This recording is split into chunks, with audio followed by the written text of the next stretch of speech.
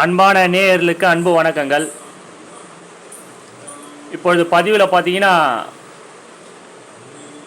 கரு உருவாக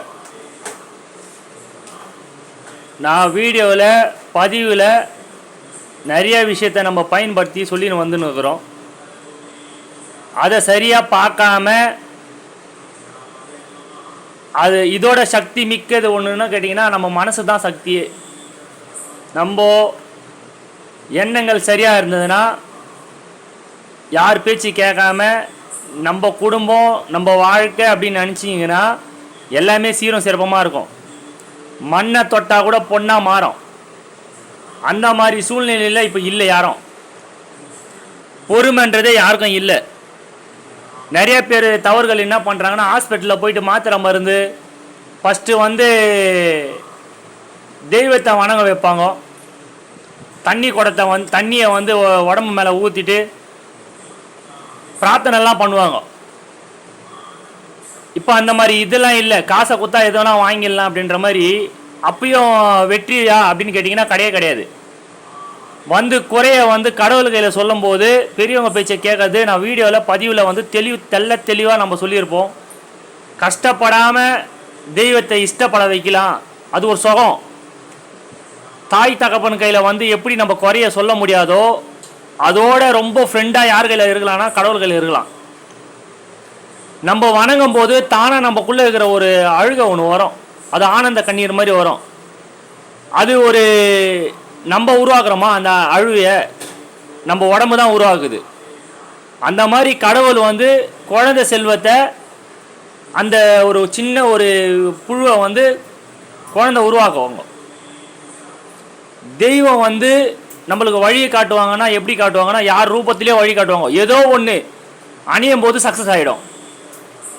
நான் பதிவில் சொல்கிறது குழந்தை கரு உருவாக்குறதுக்கு சில பதிவுலாம் சொல்லிடுவோம், வீடியோலாம் போட்டிருப்பேன்.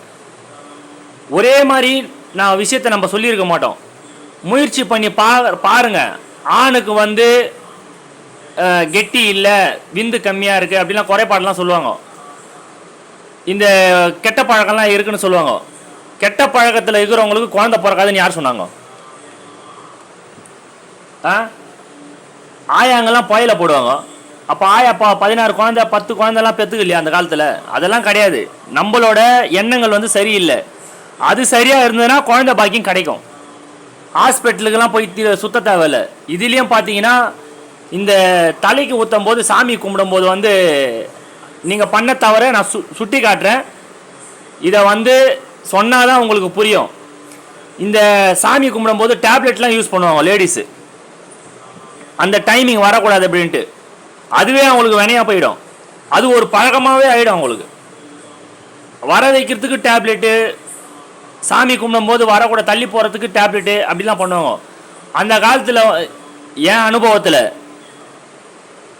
நம்மளும் சில அனுபவத்தெல்லாம் பார்த்து வளர்ந்தவங்க தான். நம்ம டைரெக்டாக கடவுள் லைனில் வந்தது கிடையாது. இந்த வச்சக்கல்லியை வாயில் போடுவாங்க சாமி கும்பிடும்போது. தலைக்கு ஊற்றுறது தள்ளி போட்டோம் அப்படின்னு சொல்லிட்டு வச்சக்கல்லியை சாப்பிடுவாங்க. ஏன்னா ஒரு தள்ளி போவோம். இப்போ இருக்கிற இதில் அதை ஆப்போசிட்டாக பண்ணி டேப்லெட்டு போட்டால் அது நல்லதா கெட்டதான்னு கேட்டிங்கன்னா கெட்டது தான். அதனால கர்ப்பப்பை வீக் ஆகிடும். கர்ப்பப்பையில் நீர் கட்டி இந்த பிசிஓடி ஏதோ சொல்லுவாங்க குழந்தை பிறக்காததுக்கு. அதெல்லாம் கிடையாது. உங்கள் உடம்பை நீங்கள் காப்பாற்றிக்கலாம். கடவுளோட சக்தி நம்ம உடம்புல ஒரு எதிர்ப்பு சக்தி இல்லைன்னா அந்த குழந்தைய சுமக்கிற பாக்கியமே இருக்காது. ஃபஸ்ட்டு அது தெரிய மாட்டேங்குது. அதுக்கு என்ன வேணும்? கடவுளோட பலம் வேணும். கடவுளை வணங்குற ஒரு முறை ஒன்று வேணும். எதுக்கு இந்த எந்திரம்லாம் தரேன் தாய்த்து தரேன் அப்படின்னு கேட்டிங்கன்னா யார் எடுத்தாலும் எங்களாலலாம் பண்ண முடியாது, எங்களுக்கு மந்திரம் சொல்ல முடியாது, பூஜை பண்ண முடியாது, கோயிலுக்கு போக முடியாது அப்படின்னா இந்த எந்திரத்தில் ஒரு மந்திரம் எழுதி தான் தாயத்தில் நம்ம கொடுப்போம் எல்லாருக்கும். ஆனால் உங்களுக்கு நீங்களே பண்ணி பிரயோகப்படுத்தி பாருங்கள். வாழ்க்கையில் நீங்கள் ஜெயிக்கிறீங்களா ஜெயிக்கலையான்னு. அது ஏன் புரியாமே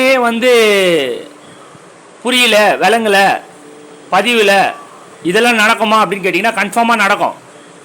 நம்மளை பெற்ற தாய் தகப்பன்லாம் எப்படி வந்தாங்க? கடவுளை வணங்காமையே வாழ்ந்துட்டாங்களா? நம்மளாம் பிறந்துட்டோமா அப்படின்னு கேட்டிங்கன்னா சொல்லுவாங்க நான் உன்னை தப்பம் இருந்து பெற்றேன் அப்படிலாம் சொல்லுவாங்க சில பசங்க கையிலலாம். எங்கே தப்பம் இருந்தாங்க? நம்ம பார்த்தோமா? கிடையாது. அவங்க சொல்கிற ஒரு விதத்தை நம்ம பயன்படுத்துகிறோம். கடவுளை வணங்கும் போது அவ்வளோ ஒரு சக்தி கிடைக்கும். நான் உங்களுக்கு திருப்பி திருப்பி சொல்கிறேன், குழந்தைன்றது கடவுள் கொடுக்குற வரம். ஆணு பெண்ணுக்கு ஜீனே இருந்தாலும் கடவுள் அந்த வரத்தை கொடுக்கணும். மூதாதிரிகள் பண்ண பாவம் புண்ணியம் அப்படின்லாம் பண்ணுவாங்க. அவங்கள நீங்கள் பெத்த குழந்தை பார்க்குமான்னு கேட்டிங்கன்னா பார்த்துருக்காது. நீங்கள் பார்த்துருப்பீங்கன்னு கேட்டிங்கன்னா நீங்களே பார்த்துருக்க மாட்டீங்க. நீங்கள் இன்னொரு வீட்டிலேருந்து வரீங்க, கல்யாணம் பண்ணிவிட்டு இன்னொரு வீட்டுக்கு மாமியார் வீட்டுக்கு வரீங்கன்னா அப்போ உங்களுக்கும் தெரியாது. பட் ஜாதகத்தில் இருக்கிற குறைபாடை கடவுள் வந்து உங்களோட தசா புத்தி, உங்களோட யோகம் நீச்சமாக உச்சமாக மறைவு சாணத்தில் இருக்கிறாங்களா எப்படின்னு பார்க்கணும். செவ்வாய்க்கிழமை ஞாயிற்றுக்கிழமை கணவன் மனைவி ஒன்றும் சேரக்கூடாது. அது குழந்தை பிறக்கிறதுக்கு இதுவே கிடையாது, சரியான இடமே கிடையாது. ரெண்டாவது விஷயம், தாம்பத்து வாய்க்கில் பெரியவங்களே கேளுங்க. இந்த தாயத்து வந்து நீங்கள் கட்டும் போது குழந்தை 48 நாளில் உங்களுக்கு அமையும். நான் ஃபைலர் ஆகாதது தான் சொல்கிறேன். அப்படி 48 நாள் ஆகல, 3 மாதத்தில் உங்களுக்கு குழந்தை நிற்கும். நீங்கள் மாத்திரை மருந்துலாம் சாப்பிடாம கடவுளை மட்டும் வணங்கினே வாங்க. கோயிலுக்கு தான் போனலாம் கிடையாது. மனசுலேயே தெய்வத்தை, நீங்கள் வணங்குற தெய்வத்துக்களை கேளுங்க. ஒரு தனியாக ஒரு சாமி ரூமோ இல்லை உங்கள் பெட்ரூமோ தெய்வத்துக்கு எல்லையே கிடையாது. எந்த ரூமில் வேணால் சொல்லலாம் கடவுளுக்கு. நான் இங்கே சொன்னால் தான் கடவுள் வருவாங்கன்னு சொல்லுவாங்களா? மகாலட்சுமி எங்கே இருப்பாங்கன்னா பாத்ரூமில் தான் இருப்பாங்க. அது யாருக்குமே தெரிய மாட்டேங்குது. அதுக்கு தான் பாத்ரூம்லலாம் சாம்பிராணி காட்டலாம். புரியுதுங்களா? பாத்ரூம் லைட்டை எதுக்கு ஃபஸ்ட்டு போடுவாங்க? சாயந்தரத்தில் தெரியாது. தெய்வம் எங்கே இருக்கும்? அசிங்கத்தில் தான் இருக்குது. மகாலட்சுமி அம்மா குப்பையில் தான் இருப்பாங்க, கோபுரத்தில் இல்லை. ஏன் இந்த மாதிரி ஒரு விஷயத்தை புரியாமல் சாயந்தரத்தில் வந்து வாசலாண்ட உக்காரக்கூடாது அப்படின்லாம் சொல்கிற காரணம்னா, ஃபஸ்ட்டு பெரியவங்களை சொல்ல முடியாது. இந்த குழந்தை கோசமே நிறைய பேர் ஏகப்பட்ட செலவு பண்ணிட்டு, செலவு பண்ணுறது ஒரு இடம், ஆனால் வந்து கேட்குறது ஒரு இடம். ஃபஸ்ட்டு உங்களோட ஜாதகத்தை கரெக்டாக பார்த்து கணிச்சு அதை சரி பண்ணால் நீங்கள் சரியாகுவீங்கன்றதுனால தான் பதிவில் சொல்கிறது. உங்களுக்கு என்ன தசாபுத்தி நடக்குது, சரி தவறே நடந்துருக்கட்டும், அதில் அது சரி பண்ணுறதுக்கு கடவுள் ஒரு வழி கொடுத்துருப்பாங்கல்ல. அதை முயற்சி எடுக்காமல் எனக்கு நம்பிக்கை இருக்குது அந்த டாக்டர் கையில் கைராசி. அந்த டாக்டரே எப்படி கைராசி ஆகினார்? கடவுளோட ரேகை கரெக்டாக இருந்தால் தான் அவரே கைராசி ஆகுவார். எத்தனையோ பேருக்கு வந்து வேலை வாய்ப்பு இல்லாமலாம் இருக்கிறவங்களாம் இருக்கிறாங்களோ, அவங்க வீட்டில் கஷ்டமாகிட்டு வரவங்களாம் இருக்கிறாங்க. 1ல் சக்ஸஸ் ஆகுனா 9ல் ஃபெயிலியர் ஆகணவங்களாம் இருக்கிறாங்க. ஃபஸ்ட்டு எதுக்கு நான் இந்த விளக்க முறைலாம் சொல்கிறேன்னா, இந்த ஒரு எந்திரத்தை நீங்கள் அணியுங்க. எந்த நேரத்தில் அணியணும், எப்படி அணியணுன்றது வாட்ஸ்அப்பில் நீங்கள் கேளுங்க. இந்த வந்து நம்ம வந்து ஒரு விஷயத்த சொல்கிறோன்னா இதை இன்னொருத்தவங்களுக்கு வந்து ஒருத்தவங்க பிரயோகப்படுத்தலாமா அப்படின்னு என்னை கேட்குறாங்க. இந்த எந்திரம் வந்து என்னோட கிளைண்ட்டுக்கு நான் தரலாமான்னு. இது வந்து என்னோட அனுபவ பாடம். இது அவங்களோட ஜாதகம், தசாபுத்தி, யோகம், அவங்களோட கர்ணம் எப்படி இருக்குது இதெல்லாம் பார்ப்போம். இதில் ஒன்று பெரியவங்க பண்ணதே ஏதோ ஒரு தடை ஏதோ இருக்குன்னா, இந்த மாதிரி எந்திரம்லாம் இந்த மாதிரி ஒரு விஷயத்தை நம்ம பண்ணி எந்திரத்தை கூட இந்த எந்திரத்துக்கு கூடயே சேர்த்து அந்த எந்திரமும் எழுதி தாயத்தில் அணிஞ்சு நம்ம தருவோம். அப்போது என்னான்னு கேட்டிங்கன்னா சீரம் சிறப்பமாக இருக்கும், குடும்பமும் மகிழ்ச்சியாக இருக்கும். இந்த குழந்தை பிறக்கும் போது ஒரு டிஸ்டி ஒன்று விழும் தெரியுங்களா? ஆணுவாங்க, பட்டுன்னு குழந்தை நிற்கும், அப்பமா இதாகும். இந்த மாதிரி குறைபாடெல்லாம் இல்லாமல், யாரோட தோஷத்தில் இல்லாமல் சுகப்பிரசவம் மட்டும் நடக்கும். இது இவ்வளோ ஆணித்தரமாக நான் சொல்கிறேன்னா என்னோட அனுபவம். நீங்கள் பெணாத்துறது என் கையில் கிடையாது, கடவுள் கையில் பெணாத்துங்க. என்னோட முறை என்னன்னு கேட்டிங்கன்னா, கடவுளோட கவசத்தை தான் நம்ம கொடுக்க முடியும். கடவுளை வணங்குற வரமே யார் கையில் இருக்குதுன்னா உங்கள் கையில் தான் இருக்குது. கோயிலில் போயிட்டு என் குழந்தை பிறக்கணும்னு கேட்டாலும் வரோம் பெண்கள் தான் கேட்கணும், தவிர என் வீட்டுக்காரோட மாங்கல்ய பாக்கியம் கொடுக்கணுன்றது பெண்கள் தான் கேட்கணும். பலம் 100% யார் கையில் இருக்குதுன்னா உங்களோட நம்பிக்கையில் இருக்குது, உங்களோட வலுவில் இருக்குது. உங்கள் குடும்பம் வாயறதுக்கு, உங்கள் குழந்தை பிறக்கிறதுக்கு எல்லாமே உங்கள் கையில் தான் இருக்குது. இன்னொருத்தவங்க எதுனா சொல்லிட்டு மூலையில் உக்காஞ்சிங்கன்னா அவங்களா சோறு போட போகிறாங்க? கிடையாது. நாளைக்கு குழந்தை பிறந்துட்டோன்னே நான் அப்பயே நினச்சேன்னு சொல்லிட்டு அப்படியே பேச்சை மாற்றுவாங்க. காலம் அந்த மாதிரி. இதை வந்து நீங்கள் ஜாகிரதையாக இந்த எந்திரத்தை வந்து நீங்கள் என்னோட வாட்ஸ்அப்பில் கேளுங்க. நான் இதை எந்திரம் மட்டும் உங்களுக்கு வாட்ஸ்அப்பில் உங்களுக்கு பண்ணித்தரேன், சொல்லித்தரேன். இதை எப்படி முறைப்படி பண்ணணும், என்னென்ன ஃபார்முலா நீங்கள் பண்ணணும். ரொம்ப கஷ்டம்லாம் கிடையாது.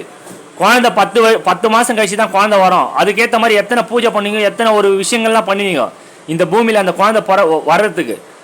நான் இவ்வளோ ஆணித்தரமாக சொல்கிறேன்னா நீங்கள் கவலைப்படாமல் இந்த ஒரு எந்திரத்தை தாயத்தை எழுதி அணிஞ்சு பாருங்கள் கணவன் மனைவிக்கு. அவருக்கு என்ன குறை இருந்தாலும் உங்களுக்கு குறையே இருக்கட்டும், யார் வேணால் என்ன வேணால் சொல்லட்டும், கடவுள்னு ஒன்று நம்மளை வாழ பிறக்க வச்சுக்கிறாங்க. அதுக்கு பலாப்பலனா வாழ வைக்கிறதுக்கும் கடவுளால் தெரியும்.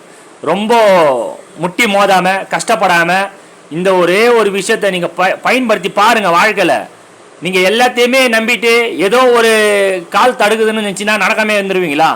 கிடையாது. நடக்கிறதுக்கு வழியை பார்க்கணும். அடிபட்டுனே இருந்தால் கூட அதுக்குன்னு ஒரு தீர்வு ஒன்று கிடைக்கும். அந்த மாதிரி தான் பயணம். வாழ்க்கைன்ற பயணம் ரொம்ப பெரிய பயணம். அது சும்மா சொல்கிறவங்களாம் யாரும் வரமாட்டாங்க. என் கையில் குறைய கொட்டுறதுனால தான் இவ்வளோ ஆணித்தரமாக ஸ்ட்ராங்காக சொல்ல வேண்டிய கடமை எந்து புரிஞ்சிக்கினா புரியுது உங்களுக்கு. இல்லைன்னா நான் எதுவுமே பண்ண முடியாது. என்னோட அனுபவத்தில் நீங்கள் யாரை நம்புறீங்களோ இல்லையோன்றதான் தெரியாது. நான் தெய்வத்தை நம்பி தான் எல்லாத்துக்குமே தருவேன். உங்களுக்கும் தெய்வத்தை நீங்கள் நம்பி இதோட புகைப்படத்தை நான் உங்களுக்கு தரேன்.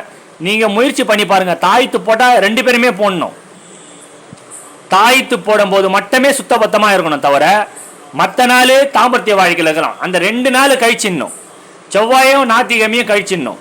அமாவாசை பௌர்ணமி கழிச்சிடணும். உங்களோட ஜனனகால ஜாதகத்தில் உங்களோட திதி நேரம்னு ஒன்று வரும். உங்களோட நட்சத்திர நாள் எப்போனா நீங்கள் ஞாயிற்றுக்கிழமை பிறந்தீங்களா சனிக்கிழமை பிறந்தீங்களா அப்படின்னு ஒரு கணக்கு வரும். அந்த நேரத்தில் உங்களோட நட்சத்திரம் வரும். அதெல்லாம் கணிச்சு நீங்கள் வாழ்க்கையில் இருந்து குடும்பத்தில் அந்த நேரத்திலலாம் இருக்கக்கூடாது. அதெல்லாம் நான் ஃபாலோமேட்லாம் சொல்லி தருவேன். அந்த மாதிரி நேரத்தில் தவிர்த்து நீங்கள் குடும்ப வாழ்க்கையில் இருக்கும்போது சீரம் சிறப்பமாக இருக்கும். கூச்சமாக இருக்குது அப்படின்னு கேட்டிங்கன்னா நம்ம வாட்ஸ்அப்பில் நீங்கள் வாய்ஸ் மெசேஜ் வச்சாலும் சரி, டைப்பிங் பண்ணி அனுப்பிச்சாலும் சரி, நான் உங்களுக்கு விளக்குறேன். உங்களோட குடும்ப நலத்துக்கு நீங்கள் எப்படி இருக்கணுமோ நீங்கள் தான் வழிபடணும். எவ்வளோ காசு கொடுத்து எவ்வளோ இது பண்ணாலும் பூஜை புனஸ்காரம் பண்ணாலும் ஒரே நல்ல தீர்வு கிடைக்குன்னா ஒரே நல்ல தீர்வுலாம் கிடைக்காது. ஒரே ஒரு வாட்டி பரிகாரம் கோயிலுக்கு போயிட்டு வந்துட்டேன் எனக்கு ஜெயமாயிடும் அப்படின்னு கேட்டிங்கன்னா கிடையாது. முயற்சி நல்லதே நடக்கும். உங்களோட வீட்டில் குழந்தை பாக்கியம் வரணும்னா இந்த ஒரு விஷயத்தை நீங்கள் பயன்படுத்தி பாருங்கள். வாழ்க்கையில் நீங்கள் ஜெயிக்கலாம். பதிவு புரியலைன்னா திருப்பி நீங்கள் கேளுங்க. கேட்டிங்கன்னா உங்களுக்கு தெரியும். இன்னொருத்தரை நீங்கள் நம்பும் போது தெய்வத்தையும் நீங்கள் நம்பி பாருங்கன்றதுனால தான் நான் ஆணித்தரமாக சொல்கிறேன். கடவுளுக்கு ஈக்குவல் யாருமே கிடையாது. முயற்சி தான். வராத படிப்பை வர வைக்கலாம். அன்பா சொன்னால் வரோம். அதே மாதிரி அன்பா கடவுள்களை கேளுங்க. உங்கள் வாழ்க்கை சீரும் சிறப்பமாக இருக்கும். ஒரு கவசம் போடாமல் வழியே கிடைக்காது. ஏன்னா இந்த எழுத்துக்கெல்லாம் ஒரு சக்தி இருக்குது. அதனால தான் தமிழ் எழுத்துக்கு ரொம்ப பவர்ஃபுல்லாக இருக்குது. நம்மளோட உச்சாரணம் பண்ணும்போது கூட தமிழில் தான் சொல்லுவாங்க. அந்த அளவுக்கு இருக்கும். உங்கள் வாழ்க்கையில் நீங்கள் வெற்றி பெற இந்த ஒரு எந்திரத்தை தாய் தான் அணிஞ்சு கணவன் மனைவி சீரும் சிறப்பமாக இருங்க. இந்த பதிவு பிடிச்சிருந்தனா லைக் பண்ணுங்கள், ஷேர் பண்ணுங்கள், சப்ஸ்கிரைப் பண்ணுங்கள். மிக்க நன்றி.